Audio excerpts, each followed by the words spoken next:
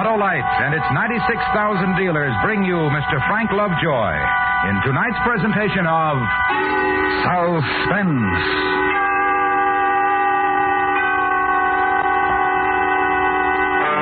Tonight, you will take a trip on a train, a journey exact in time and place, during which Autolite will recreate an historical puzzle by dramatizing with story and song the wreck of the old 97. Tonight's star, Mr. Frank Lovejoy.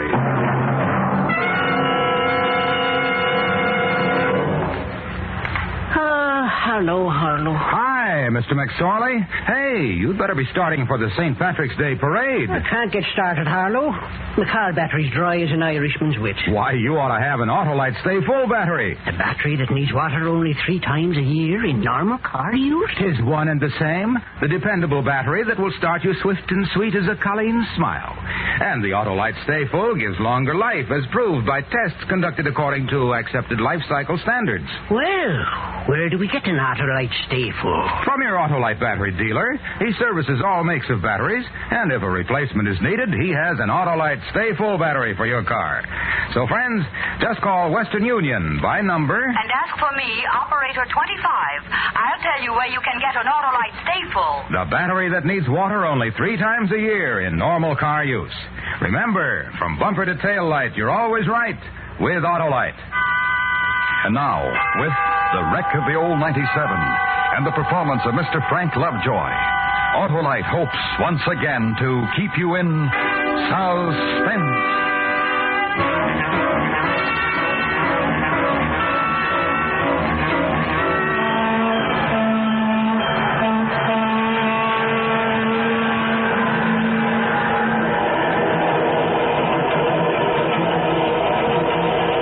Looming up at him on the track ahead. The snow was real heavy that night. Visibility less than 0, if that's possible. Not snowing as hard as now, but nearly. No warning light. Nothing. People sleeping, eating, drinking, just talking like we're doing, and bam, all over. Finished. Terrible wreck. Snowing this bad, huh? Yeah, but then, of course, they didn't have signal systems like we have, or safety measures like we have. Did they, Joe? No, I don't believe so. Of course, the worst wreck I ever heard of was told me by my dad when I was a kid. The fast mail was a train. The Southern Railway. The line, same as we're on now. You probably heard about it. The wreck of the old 97. Casey Jones was the engineer on that, wasn't he? No. Casey Jones had the cannonball. Oh. Joseph A. Brody had the old 97. Matter of fact, that was named for him. Funny thing. What? No, it's nothing. What? We weren't related to the Joe Brody I'm talking about. We just happen to have the same name. Hey, where are we? Well, it's almost 6:30. We're coming into Monroe. 15-minute stopover to change crews. Then Lynchburg and Danville. Arrived Danville at 8:25. All 97 never made it. What'd you start to say before? Funny thing what? Oh, yeah. The story my dad used to tell about the 97. Carried a crew of 3. Was wrecked, as you know. They found 5 bodies in the wreckage. What? Yeah, found 2 more bodies in the wreck than was supposed to be on the train. Well, how'd that happen? A funny story. Strange, Yeah? Well, tell us. Okay. I told you I was named for the engineer on the old 97, didn't I, Joe Brody? Well, this is where he picked up the train, right here in Monroe, Virginia. Although it used to go all the way to Spencer. Train started further north from Washington Station. The day I'm talking about was a Sunday, September 27th, 1903. And here's what happened. On a cold, frosty morning in the month of September, when the clouds were hanging low, 97 pulled out from the Washington station like an arrow shot from a bow.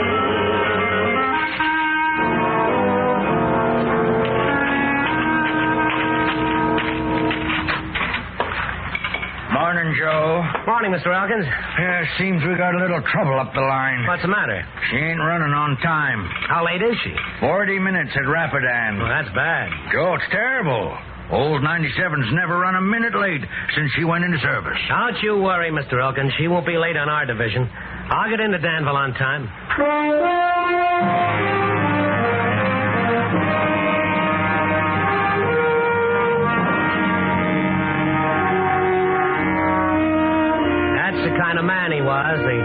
Brody I was named for. He was a proud man and the best engineer on the line, and he loved old 97. It was Joe who'd driven her down from the World's Fair at Chicago when she was on exhibit as the newest, most powerful engine in the world. And it was Joe who'd driven her over the Blue Ridge Mountains from Monroe to Danville ever since. The old 97 was Joe's baby. And in Danville that morning, his wife was expecting a real baby.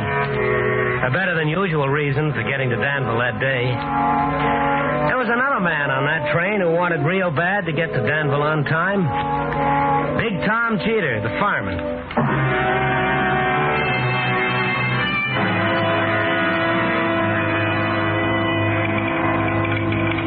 Morning, Mr. Brody. Morning, Mr. Elkins. Morning, Tom. Morning, Tom. I hear she's late. 40 minutes at Rapidan. Well, today, my mammy and papa's been married 50 years. Their golden anniversary. I figured to get in on time today. We will, Tom. Whole family's gonna meet me at the station. Big greeting for the youngest child.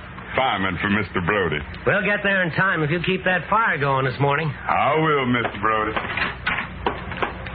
Oh, here, Joe. I'll get your orders ready.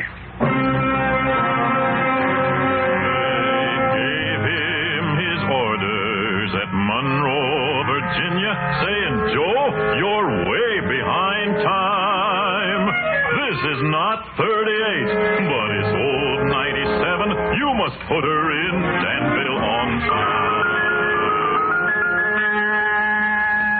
So there they were, the engineer and the fireman, each one with a special reason for wanting to get to Danville on time. And there was the third member of the crew, old Mr. Clovis, the clerk in the mail car. He had his reason, too. Oh, morning, Mr. Clovis. Morning, Mr. Elkins. Morning, Joe. Morning, Mr. Clovis. How's she running? Late. Late, huh? Too bad. She had to be late, especially today, Mr. Clovis. Oh, say, I'd forgotten. You were retiring today, aren't you, sir? Yes, this is my last run. Well, I'll try to make up the time for you, Mr. Clovis. Can't end 30 years of railroading behind schedule. I don't care so much myself, but I believe some of the gentlemen from the division office were going to meet the train in Danville. I believe there was to be a ceremony. I know dang well there is. They're going to give you the prettiest gold hunting case watch in the Blue Ridge Mountains, all engraved. I saw it myself last week. Well, that's very nice, but quite unnecessary. How's it feel to retire, Mr. Clovis? It feels fine, Joe. I'll step down to the platform, and from that moment I'll have nothing to do but die. Well, you can live, can't you, Mr. Clovis? Then for what? This is my life. What time is it? Hey, Mr. Elkins, did you hear the news? Oh, what news? Them two fellas that had up in the jailhouse. Them two held up the bank over in Amherst and killed the teller. Well, what about them? They broke out. When? Less than an hour ago. And split the turnkey's skull open, walked out of the jailhouse big as you please. The sheriff's getting a posse together. What for? The figures are headed for the hills. Go and track them down with hounds. If they're headed for the hills, they're crazy. Why, Mr. Brody? Well, if I was trying to make a break for it, I wouldn't take any chances being tracked by bloodhounds. What would you do, Joe? I'd head for the railway, hop the first train that came through.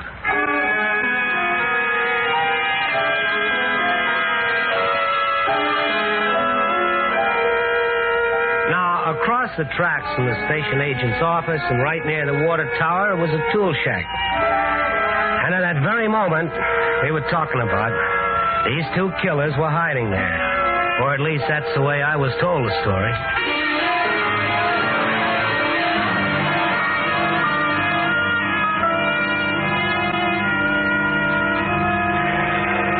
What are we going to do, Clint? We're in Monroe, Virginia. Town with 5 churches, 15 saloons, and a jailhouse. What are we going to do? You think a posse couldn't track us down if we took to the hills? We ain't going to take to the hills, honey boy. We're going to take the old 97 right straight to Danville. At Danville, we got a man waiting for us. To put guns in our hands and tell us where to use them. Honey boy, when we get on that old 97, we don't have a worry about a thing. Clint, you suppose you hit that turnkey too hard? I hit him hard enough to knock him out. You suppose you hit him hard enough to kill him? What's the difference? We killed a man yesterday. We might as well kill another one today. We didn't kill that teller, Clint. You did. Listen, honey boy. Makes no difference who pulled the trigger. Understand me? No difference. Sure, Clint, sure. Here she comes. Come on, let's get out of here and wait for her. They'll see us, Clint. Nobody's going to see us. They're all watching the train.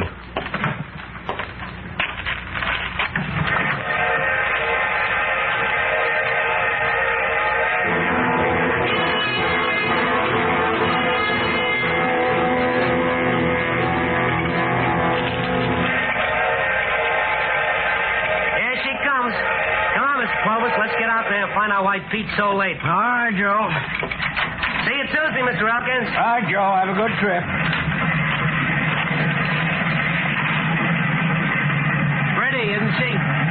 Beautiful.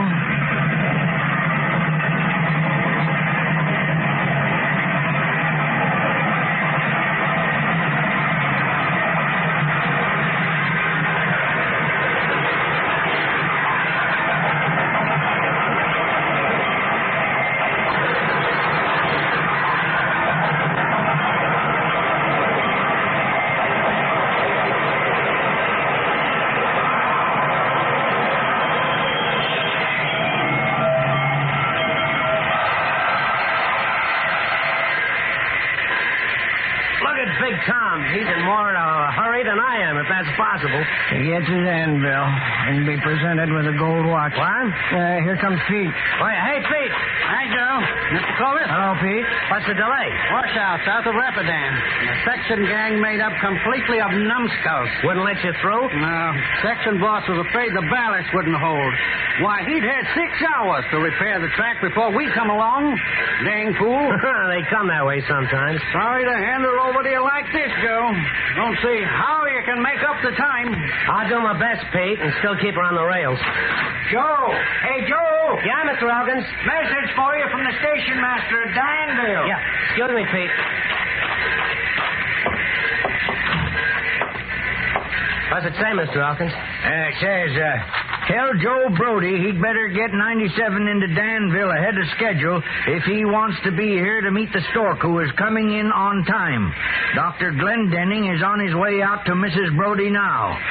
Well, congratulations, Joe. It's happening, and I'm not there. I promised Lila no matter what, I'd be there. Well, you can't help it, Joe. Well, anyway, sometimes these things take more time than you'd think. You'll probably get there on time. Not probably, Mr. Elkins. I will get there on time. Come on, Mr. Clovis, let's roll. All righty, Joe. You set, Big Tom? Set, Mr. Brody. Come on, then, let's go. All right, Joe. Got the time? 11:45. We're an hour late. Excuse me.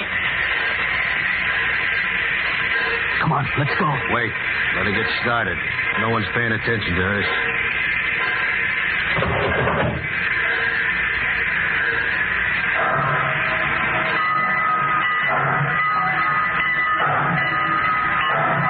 There she goes. Come on, Clint.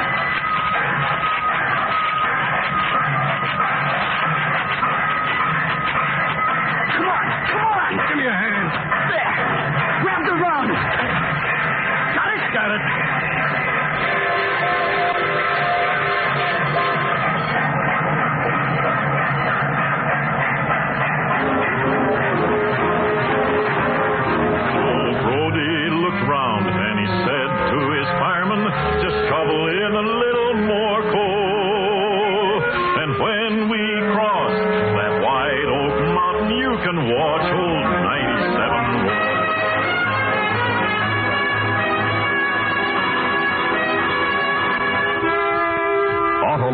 Is bringing you Mr. Frank Lovejoy in The Wreck of the Old 97. Tonight's production in radio's outstanding theater of thrills, Suspense.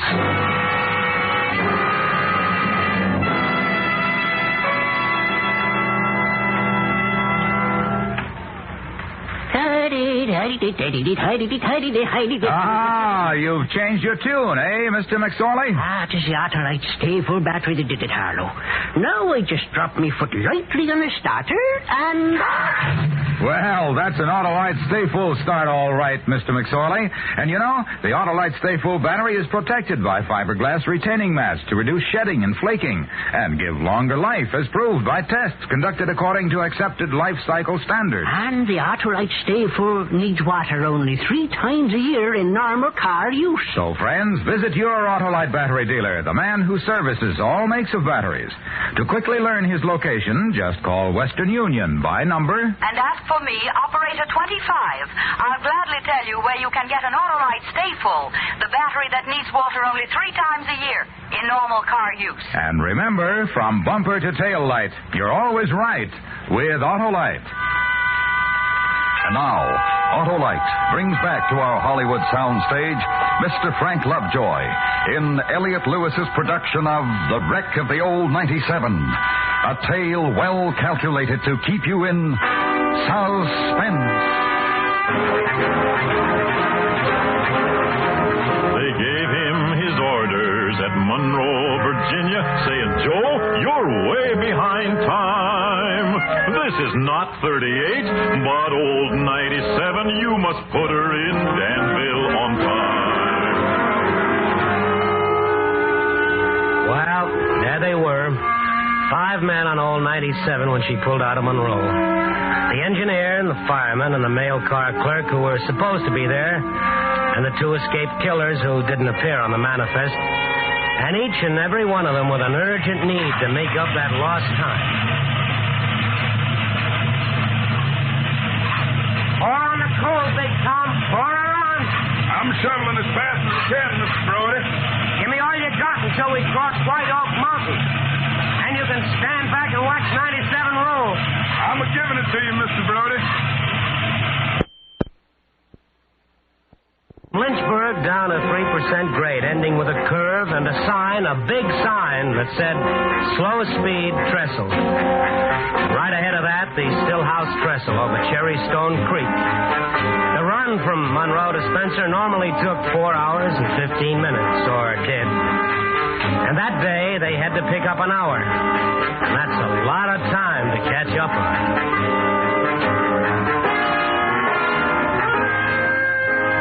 Brody turned to his old fireman, said, shovel on more coal.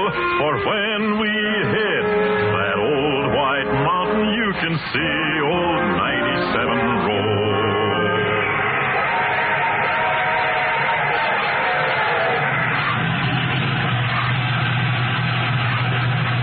Shovel it in, boys. Shovel it in. We got time to make up on this one. Sure gobbled that coal, Mr. Brody. We picked up 10 minutes, Tom. We can't get there too soon to suit me. The party you were telling me about? The Mammy and Pappy's 15th wedding day. Give them my congratulations. Thank you, Mr. Brody. But they'll all be down at the station. You can tell them yourself. I won't have time, Tom. I'm having a baby. Huh? Well, my wife is. Well, congratulations to you, Mr. Brody. Thanks, Tom. All around there, boy. The gauge is dropping. Yes, sir, Mr. Brody. Yes, sir.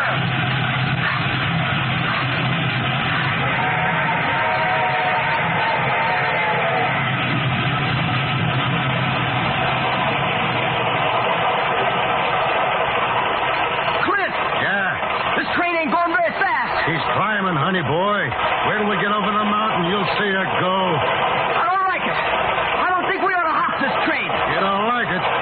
Just step off anytime you like to, honey boy. Clint? Shut up! Get off or shut up!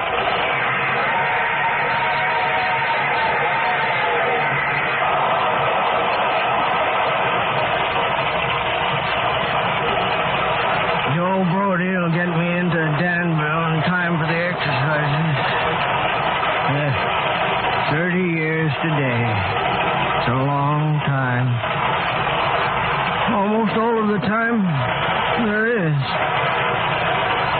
And after the night, when the gentlemen say the kind things and smile and shake my hand, what?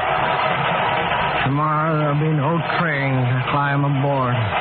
Tomorrow there'll be nothing but the slippers and the pipe and the fire. Not as a reward after a day's run, but for what's left of my life. Sleep late every morning. Go fishing every day. Who wants pleasure all the time? Never to ride old 97 again. Never to have a job to do. Never to be needed. They call it retirement. I think it's death. I wish we'd never get to Danville.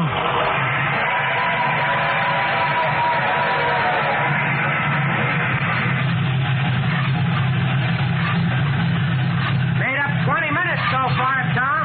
So, I knew you would. It's just one great engine, Tom. Look at that. 85 miles an hour and she isn't half out. You going through Lynchburg this fast? I'll slow her. I don't want to scare the folks. You'll spoil all the milk for 5 miles around town. You barrel through here at 85. We'll slow her to 70 then, huh, Tom? Yes, I guess that'll be real considered, Mr. Brody. A long, tough road from Lynchburg to Danville, and it's down a 3-mile grade. It was down that grade that he lost his air brakes. You can see what a jump he made. Now, I want to point out a few things to you. Joseph A. Brody was the best engineer on the line. He knew that road like his own hand. The fast mail, old 97, was a cracked train, not old at all. In perfect condition, carefully checked always, mechanically perfect in every way. Yet, it had a wreck. And here's why my dad's story makes some sense. Here's what must have happened. Now remember, the two killers were hanging on right behind the locomotive.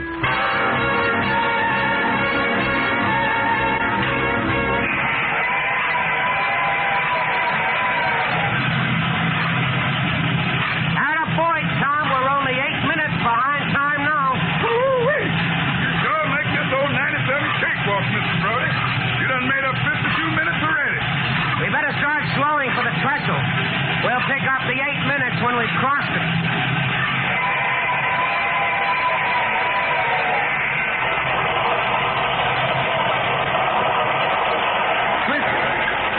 Clint, he's slowing down. Yeah, I feel it. I wonder why. 97 doesn't stop between Monroe and Danville except for emergencies. Maybe there's an emergency. Yeah, us. We're the emergency. Sheriff at Monroe telephoned ahead. I guess we skipped town on this train. What are we going to do? We can't jump off. See that hose? Yeah?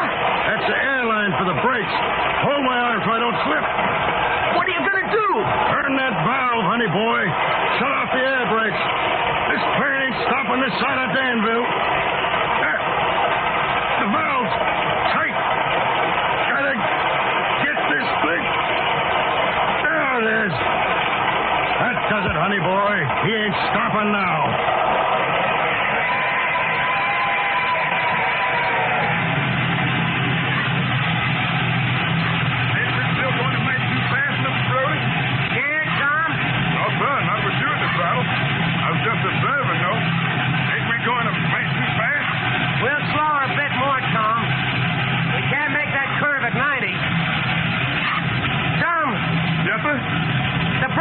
The brakes don't work. Lord almighty.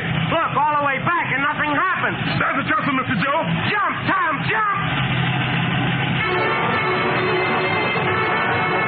He was coming round the turn doing 90 miles an hour when his whistle began to scream.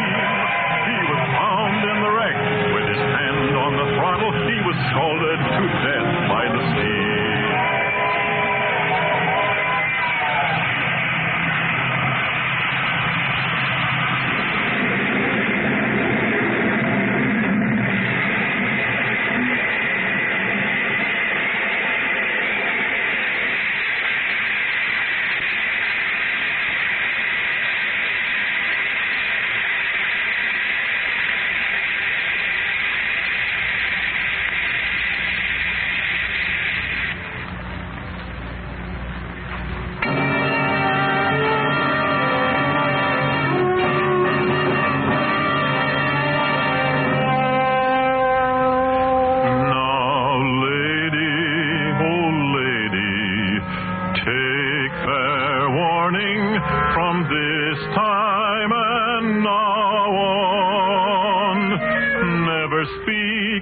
harsh words. To your true and loving husband, he may leave you and never return.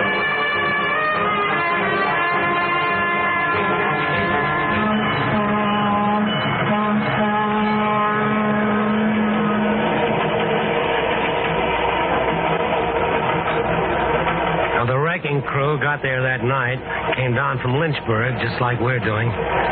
They found the old 97, her nose buried in the mud bank. None of them got there to Danville. You know, I often wondered about the station that night. Strange group of people waiting. The committee from the railroad with Mr. Clovis Goldwatch, Big Tom's family to greet their youngest son, and a carriage waiting to take Joe Brody to the hospital to see his new baby, which I understand was a little girl. And maybe, off in a corner, a few men with guns waiting for the killers. And that's what happened, huh? Well, that's what my dad used to tell me. What time is it? It's 8:20. We'll have breakfast in Danville. Oh, there you are. See, down there? That's Cherrystone Creek. See that old mud bank? That's where Joe Brody wrecked the old 97. On a cool, frosty morning in the month of September.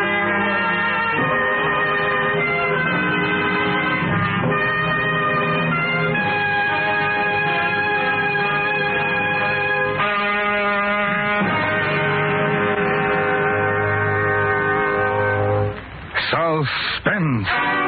Presented by Autolite. Tonight's star, Mr. Frank Lovejoy.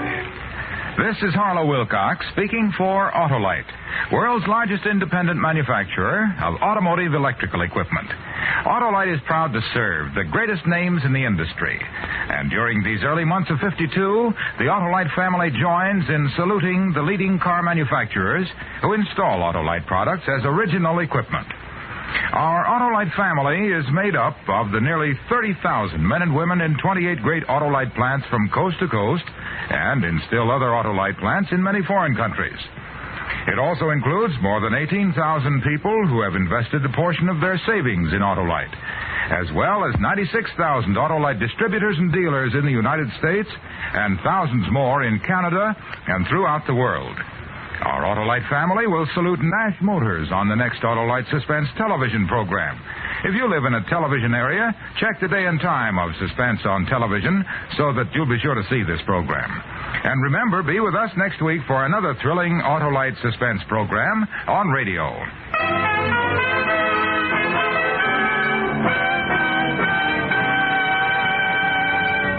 Next week, a murder is committed efficiently and safely. And then our star, Mr. Robert Young, finds there was a witness to the murder.